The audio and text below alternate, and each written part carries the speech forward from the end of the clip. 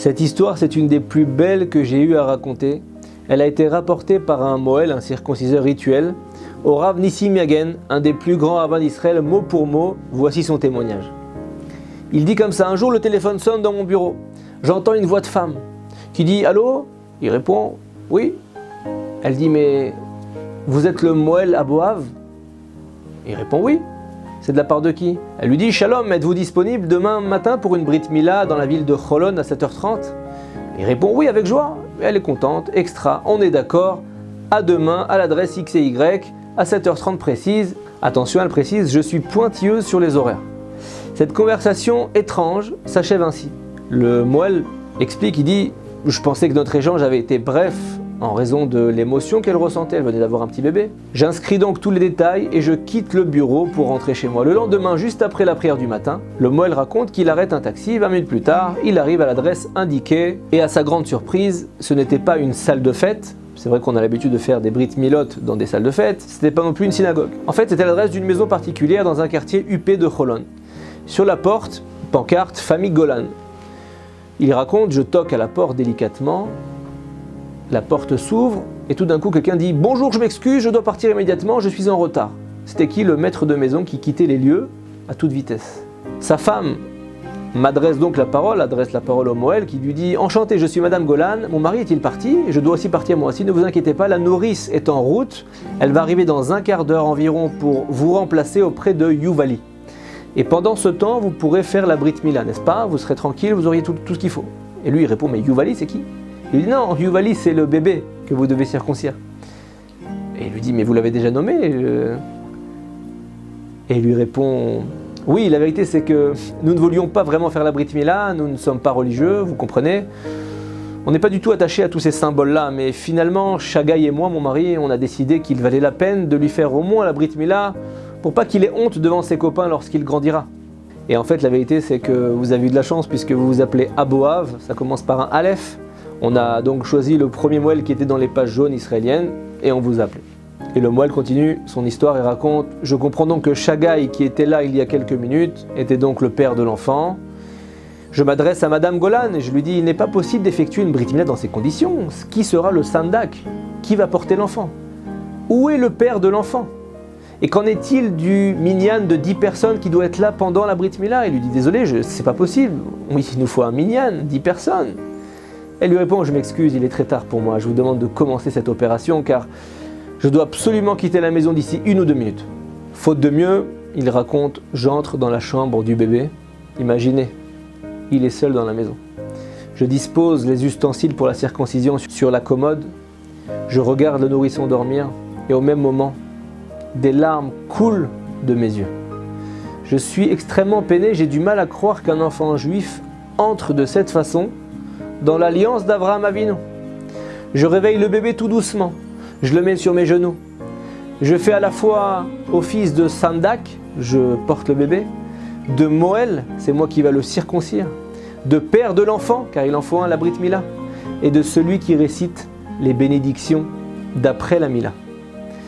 Et voilà que c'est ainsi que je circoncis Yuvali, déjà nommé. Ensuite, je m'assois avec le nouveau-né dans mes bras et je pleure comme un bébé. Je pleure sur lui.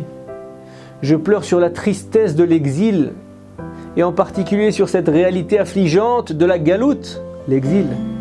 En Eretz Israël, des Juifs sont tellement éloignés de leurs racines et de leur foi sainte, leur foi pure de leurs ancêtres. Je pensais à l'enfant et je me dis, si ses parents sont comme ça, mais qu'est-ce qui va devenir de l'enfant? Quelle éducation va-t-il recevoir? J'ai senti à ce moment-là à quel point on ne comprend pas nos frères juifs et à quel point il nous faut les juger favorablement. Je reste assis ainsi peiné pendant une demi-heure jusqu'à l'entrée soudaine de la nourrice. Elle arrive en courant, peinant à peine à respirer, tout en s'excusant pour le retard et elle entre immédiatement dans la chambre de Yuvali. Soudain, elle m'observe, elle est un petit peu surprise de voir un homme religieux tentant de cacher ses larmes qui coulent. Et elle lui demande « Mais qui êtes-vous » Et je lui dis « Je suis le Moël Aboav ». Et elle répond « Ah oui, ai-je complètement oublié, Madame Golan m'a raconté que Yuvali subit aujourd'hui une petite opération. Comment va-t-il? Comment se sent-il » Je réponds, ça ira, maintenant je dois partir. Et voilà que je pars. Le jour même, je raconte à mes connaissances, à ma famille, la Brit Mila que j'avais vécue ce jour-là. Mais au bout d'un certain temps, les années passèrent, je finis par l'oublier. Ce Moël, ça faisait déjà 30 ans qu'il faisait des Brit Milot à Tel Aviv. Et cette Brit Mila-là, il ne l'a pas oublié de sitôt. Et le jour même de la Brit Mila, il a raconté à toutes ses connaissances ce qu'il avait vécu.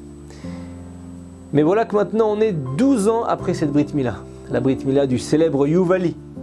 Un jour, une femme et son fils, dont l'apparence indique qu'ils ne sont pas très respectueux de la Torah et des mitzvot, entrent dans le bureau du Moël à la Rabbanout de Tel Aviv. Le Rav, le Moël, il est habitué à ce type de visiteurs dans son bureau, donc il n'est pas très surpris. Mais soudain, la femme vient et lui dit « Vous êtes le Moël Abouav ?»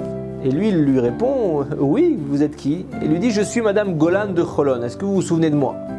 Il dit « Non !» Elle a dit « Il y a plus de 12 ans, vous avez été invité à effectuer la Brit Mila de mon petit Yuvali. On vous avait laissé seul dans notre maison jusqu'à l'arrivée de la nourrice. » Et tout d'un coup, le Moël raconte « Je me rappelle soudainement de cette histoire étrange. On ne peut pas oublier une telle circoncision. » « Bien sûr, Madame Golan, je m'en souviens. » Et le Moël raconte qu'il regardait Yuvali. C'était un beau garçon maintenant, de grande taille. Et la femme lui dit, sa mère, « Mon fils a besoin d'aide. » Il lui dit, « En quoi puis-je vous aider ?» Tout avait l'air normal. Et la femme lui dit, « Ça fait longtemps que Yuvali insiste pour rencontrer son Moël. Je ne sais pas quoi faire. C'est pourquoi je vous l'ai amené. » La mère s'adresse alors à son fils et lui dit « Voilà ton Moël, c'est bon, tu es content maintenant, tu l'as vu ?» Et le petit Yuvali dit au Rav « Je voudrais, Rav, vous parler en privé. » Et dès que la mère sort de la pièce, Yuval éclate en sanglots. Et il lui dit au Moël « Je veux des tefilines, je veux respecter le Shabbat, je veux étudier la Torah en yeshiva, je ne veux plus aller à l'école publique, je ne veux plus aller à l'école laïque, je veux aller à la yeshiva, c'est ma seule volonté. » Et le Moël se lève, va vers lui pour l'étreindre, tente de l'encourager autant que possible. Et il lui demande « Mais quel est ton problème? Pourquoi tu ne veux pas ?» Il lui dit « C'est mes parents. Avec acharnement, ils me privent de ce que je veux faire. » Et le Moël sort de la pièce, appelle la mère et dit à la mère « Votre fils n'a aucun problème, il n'a pas besoin d'aide, il veut tout simplement étudier la Torah. » Et la mère lui répond « Je sais, c'est bien ça le problème. On s'est déjà adressé à des psychologues, des conseillers, rien n'y fait. Chacun a donné son avis. Je ne comprends pas comment un enfant né dans une famille laïque, qui a vécu d'après les valeurs laïques, puisse me dire maintenant à 12 ans, je veux étudier la Torah, mais quel rapport? Il a été abreuvé de jeux vidéo, abreuvé de films, abreuvé de télévision. Et tous ces psychologues nous disent, à nous de faire ce qui est bien pour l'enfant. D'où notre présence ici, chez vous. Est-ce que vous pourriez lui enseigner la Torah ou faire ce qu'il a besoin de faire pour lui? Ce petit complètement en déroute totale. Et voilà que le Moël se retrouve une nouvelle fois à pleurer comme un bébé. Mais cette fois, c'était des pleurs de joie. Et le Moël a pensé qu'apparemment, au cours de cette Brit Mila étrange, qu'est-ce qui s'est passé? Comment c'est possible qu'un enfant qui a vécu d'après des valeurs si étranges à la Torah, à 12 ans, à l'âge où les volontés de l'adolescent sont de kiffer, puisse demander à étudier la Torah? Certainement que lors de cette Brit Mila, lorsque le Moël a pleuré, il n'a pas pleuré seul, il y avait une autre personne qui pleurait avec lui. Cette personne-là, c'est Eliyahu Hanavi, le prophète Élie. Il a pleuré avec lui. Et Hachem a entendu les prières du Moël et de Eliyahu Hanavi. Béni soit celui qui entend la prière. Baruch Shomea Tefila. Et voici qu'à nouveau, en cette période messianique où nous nous trouvons actuellement, les paroles de nos prophètes sur le retour aux sources se sont réalisées pour ce petit Yuvali. C'est marqué dans les prophètes, il ramènera le cœur des pères à leurs enfants et le cœur des enfants à leurs pères. La force de la prière. Shabbat Shalom.